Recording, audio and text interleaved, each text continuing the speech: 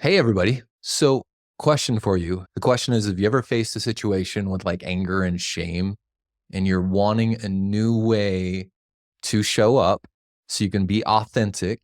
And we're going to give that a label today where we're going to call it emotional integrity. And Stephanie is here to have this conversation with us. We're excited to have it. So, here we go. Welcome to Beyond the Facade podcast. I'm your host, Luke Gordon, and I'm thrilled to have you join me in this space today. What we're going to be doing is diving deep into the trials and triumphs and truths of seeking authenticity. Becoming your true self isn't about a single action or a moment. It's a relentless pursuit, a commitment to self that reveals the rich connection and meaning that our life has to offer. So whether this is your first time tuning in or you're a regular listener, know this: what you're building here goes beyond a conversation. You're here to challenge, to change, and to celebrate the incredible journey of becoming your authentic self. Because when you dare to show up fully, the rewards are immeasurable. So welcome to Beyond the Facade. Let's get started. So Stephanie, thank you so much for hanging out with me today. I'm going to introduce you and then you can defend yourself with whatever I say here. Okay. So y'all, Stephanie is a coach for Choose Recovery Services.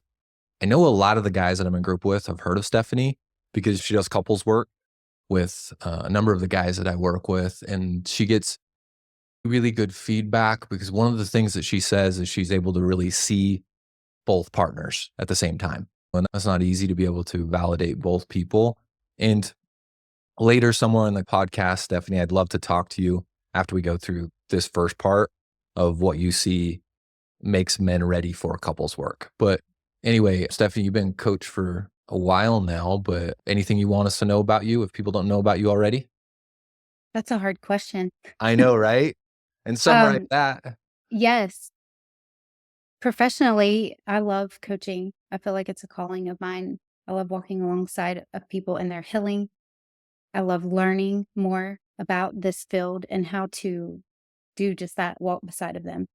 Personally, I'm a mom of four and have a very busy life outside of Mhm. work. And I have a lot of energy and just passion and love for life. Yeah, So that's a really quick nutshell. cool. So we're talking about this emotional integrity piece. Do you mind setting it up for us? What Yes. it is? Yes. So my thoughts go to emotional intelligence, which is the ability to recognize, acknowledge, maybe name and label our emotional experiences. And with that, we can also have the ability to empathize and understand other people's emotional experiences. So, emotional intelligence basically is a skill that we learn in healing and recovery. And it is a huge piece of authenticity because a lot of times without emotional intelligence, we show up in a way that maybe we don't even know what our internal experience is. So, emotional intelligence basically gives us the understanding of what's going on inside of us, self reflection and self awareness. With that basis, then we have the ability to have emotional integrity, which is my reactions and responses are in line with my internal experience. That's Mm. that's Stephanie's definition. Can I ask you a little bit more on because I'm so excited to explore this with you, but on the emotional intelligence, what do you see is because it's mostly the men that I work with in this environment that try to be more authentic, a low level of emotional intelligence and a high level of emotional intelligence, not integrity. What do you see them do or think or say? Yes. So commonly what I see in very, very early recovery is there's not a lot of emotional intelligence. There's experiences that happen during the day or even over a lifetime, and we have no understanding of how those experiences made us feel. So, like in early recovery, I will do like emotional intelligence check in. Hey, what's coming up for you today? What emotions are present for you? And it's usually the like base answer for everyone is overwhelm. Oh, this is overwhelm. And it's emotional intelligence allows us to break that overwhelm into pieces that say, oh, I'm feeling angry and I'm also feeling sadness. And maybe I have some comfortable emotions in with that overwhelm. So there is a low level normally in early recovery because a lot of us just don't innately have emotional intelligence. I think it's So, a skill. okay, that's the part that I want to highlight on. it's a skill, because I'm picturing coming here and going, okay, is she calling me stupid because I can't identify my emotions? And Yeah. I just heard you say skill. So can you speak more to that, that it's learned? Yes. So it's a learned skill. It's similar to empathy. It's like when I have this event or experience in my day, can I break it down and say, hey, this is actually what was happening on the inside of me? My body was responding this way. I had a rapid heartbeat and felt hot and angry whenever the car in front of me was holding up all the traffic and I was going to be Mhm, late for work. That mhm. caused me to be angry and frustrated and feel uncertain. So we're able to break down situations, and that is a skill. It takes slowing down. It takes us slowing down our thinking, our body systems to really investigate what's happening. Yeah. So if I'm over there identifying low levels of intelligence with shame, maybe we could go back to, if this is you in this experience as a listener, going, I have a low degree of emotional intelligence, maybe so the compassion can come from, if that's learned, I guess I didn't really have a place where somebody could teach me what emotions are, which means I'm lacking some information. Because I could just picture that. And not to make this about me, but back when I was in my corporate environment before all this coaching stuff and my own recovery, Stephanie, you ever read this book called Emotional Intelligence 2.0 or EQ Yes. 2.0? Okay. Yeah.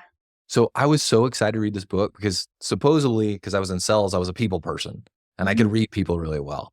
So I was like, I'm excited because as a leadership team, we were reading that book and I read the book and there was assessment with it. I scored so low on that assessment. Yeah.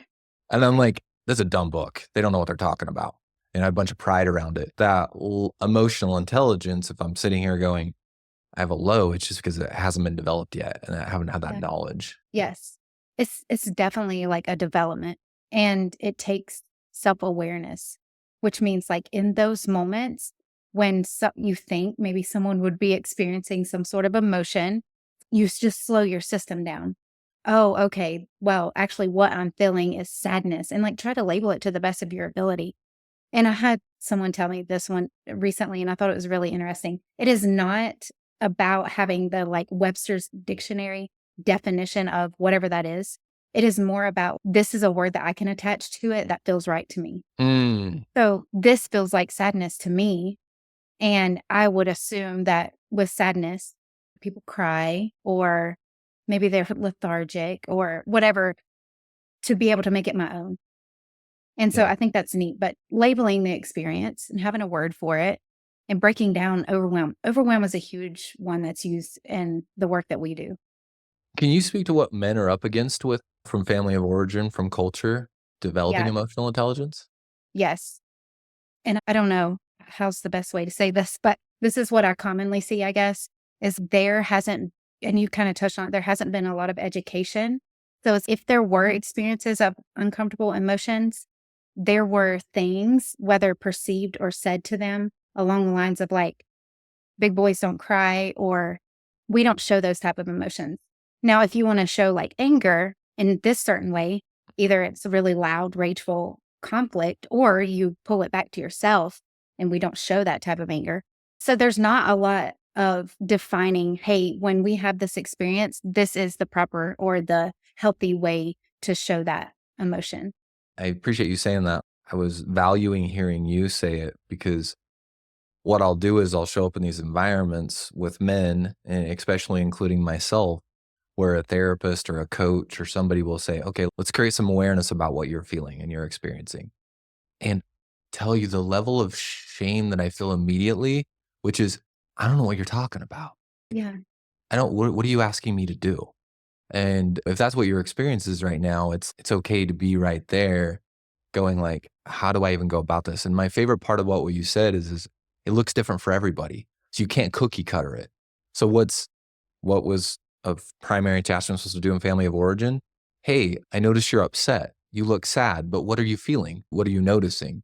So if it hasn't been there yet, it's going to take some while to develop. Oh, absolutely. And so even what you were saying with the fillings, it is sometimes, and what I see with their sex addiction is like that has been so closed off for so long. Like, I'm not looking at that. I'm not looking at emotions because they hinder and halt me from continuing in my success or whatever the drive is Mm, for life. So when we start having some awareness around, it's like, I don't even know. I literally don't know what the feeling is inside of me. So I'll do similar to what you're saying of like, okay, let's look at it. Yeah. How did your body respond? Yeah. Yep. Yep. Okay. So I could distract us all day long from getting to emotional integrity and staying on emotional intelligence. But can you speak more to emotional integrity? Like, what is this about? Yes. So the word is new to me, but the understanding I think is really incredible for healing and recovery, huge in relational work. And it's this part of once we have an understanding of our experience, like, oh, when I have this conversation with my partner and everything is hitting against my wounds of rejection or feeling like a disappointment or shame, all these things are coming up for me. Maybe at this point we have some awareness. Okay, this is what happened. It is then what happens after that. So, what is the responses? And what we're trying to create is an alignment of that emotional intelligence with the reaction or with the response. And it's a choice to choose how to respond to what's happening on the inside. So if we're feeling anger, can we say, hey, when we just had this conversation, it hit on some wounds and I'm feeling some anger or disappointment. That part right there, we were just talking about this in group the other day, but we call that there's 3 levels of awareness. Mhm. There's just awareness of what I'm experiencing, like, what am I feeling? I'm feeling tired, okay? And then there's the next level of awareness was I'm aware that I'm having that emotion, right? I'm feeling about what I'm feeling, or I'm thinking about what I'm feeling, or I'm feeling about what I'm thinking. So that's the next level of awareness. And then there's another level beyond that, which we don't necessarily need to get into.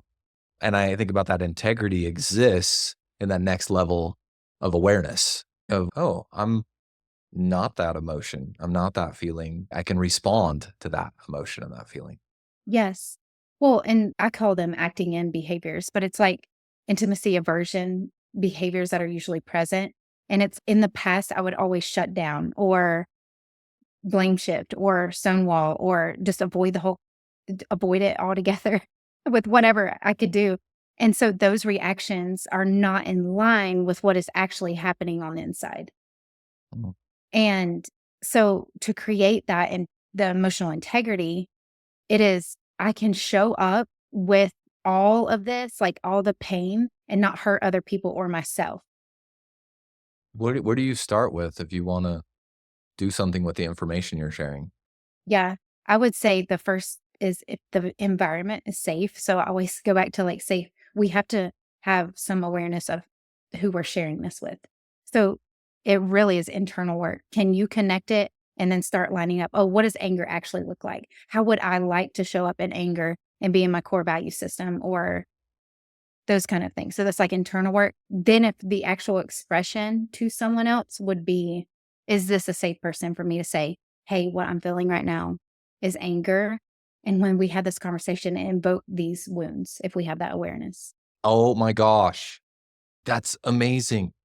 And I would say that a lot of what the response could be is, I just can't be angry, right? Yeah. I just can't be angry. That's a emotion that I should not be having right now. But providing some space of, no, how do I actually want to show up with that emotion? What would a healthy person do with anger? What would emotional integrity look like with anger? Yeah. Anger is a big one. I actually just had this conversation with a group of betrayed partners.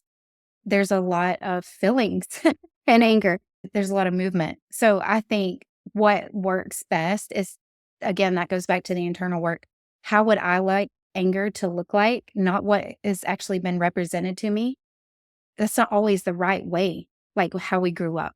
It is, how can I express this that's in line with my core value system, my beliefs, and my needs and rights as a person? Like, I'll say, for example, my core values are growth, belonging, unity. I didn't want to show up in anger that's going to attack against those core wounds. If it's not going to invoke growth, then I'm not in line with who I want to be. I'm not showing up as my authentic self. So that's each individual and how it's in line with who they are at their core. Who are they trying to become through this healing? So does anger exist in any context with your values? I'm not trying to have Oh, you go yeah. into all your stuff, but how does it exist then? Like, how would I express anger? Yeah. So you're saying if it I doesn't literally conflict with say my it. values, then I'm how feeling does it angry show up? right now. Feeling angry right now. Yeah. Okay. Okay. All right. Let's play with this one. Can we play with this one a little bit? Sure. Because the cool thing about Choose Recovery Services is, anybody that coaches here, or is a therapist here, or does anything here, they've gone through the journey. And I recognize if you're a man listening to this, you're like, I really wish that my partner would show up the same way Stephanie does with anger. I just want to value like that, whatever you're feeling there. But what is, what do you think that feels like to your partner? Like when you express anger or when you share anger when it comes inside your values? Yeah. Yeah, So, can I just validate what you just said for a moment? So, please. this, even in this conversation with the betrayed partner group, I was just saying they are in early recovery. This is a learned skill that is more for like later recovery. I don't think someone comes in and it's just like, I got this and that's how I'm going to be in line because there's a piece of early recovery, especially with partners and both, I would say, where it core values are kind of thrown out the door. It's like the rage is so intense that it comes out. And then there's usually a really strong like guilt and shame that comes after that for the partner. So they do want to stay in their core values. It's really hard to access outside of that window of tolerance. So I just want to validate that experience if any listeners are hearing that and like, oh, why can't I access that? Can I So s can I say that again in my own words and then say yes. that and then defend myself and say I'm not mansplaining for Mhm. front because I value the way you said that. And yeah, if I'm somebody going, of course, I hurt my partner deeply, they're going to show up in a way from a trauma response, which isn't gonna be inside their values. I have to have respect for that and hold space for that, recognizing that at their core, not in the trauma response, that's not how they wanna show up. Mhm. Right? That is not how they wanna show up.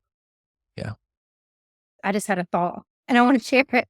I had this thought and I use this analogy a lot, but we had a pet dog who we loved and he loved us and he was just amazing. My husband ran over him with his truck.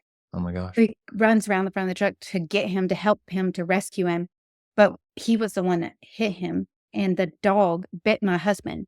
And it's the same Same. concept of like early recovery when a partner is like that. Even the people that can help heal and help get them to safety, even if the one who has acted out is coming in and trying to create that safe environment and to be the one to help heal or whatever, they are wounded and they react in ways that are not in line with probably who they want to be Yeah. or Yeah. how they would treat someone. Yeah. I love that. I mean, I value that. Love's probably the wrong word for that. What else in the integrity piece do you think would be important for us to talk about, Stephanie? Yes. My thoughts whenever I was thinking of this and bringing it is that there is normally like a gap or like a process that has to happen, especially as we're learning. How do I want to show up? How do I want to represent or respond to this emotion in a healthy way? There's usually a gap. Sometimes it's days that it takes to process, and that's okay in early work. But um, taking that time to actually introspect. So if I can identify what is happening on the inside of me, then choosing how I want to respond and share that. Maybe if you're working towards relational repair, whatever it is, coming to your partner in that safe space and saying, hey, when we had this conversation and I shut you down because I didn't want to have the conversation about the past and the things that bring up hurt for me too, or I didn't know how to respond or whatever happened. I want to bring that back up. So coming in with some sort of repair and saying, these are the things that was happening on the inside of me. I was feeling rejected or like a disappointment or shame came up for me because that piece of authenticity is huge. I think that's huge in healing. I agree. Yeah. Coming back to that and stating what happened on the inside really matters. And then if you can get to it on the front end, that's amazing. And what that can sometimes sound like is reflecting outwardly, reflecting using your voice and saying, all right, I'm feeling really defensive right now. And I'm feeling like I want to push back. And just stating I know this can be dangerous territory because you could technically weaponize what I'm about to share with you or what I'm sharing with you. But the parts that you don't want to share, vocalizing those from an ownership place of this is what's happening inside of me. So your partner's aware of them. Yeah. Or you just like not you, but the listeners just internally saying, I can see that this is happening, and my past mechanism or what reaction would have been to defend myself Mhm. or to avoid altogether. But instead, I'm choosing to show up in this way. Yeah. And maybe that's just to be present and then take care of your emotions after the conversation. Yeah. Yeah. Totally. Absolutely. Any other pieces of this?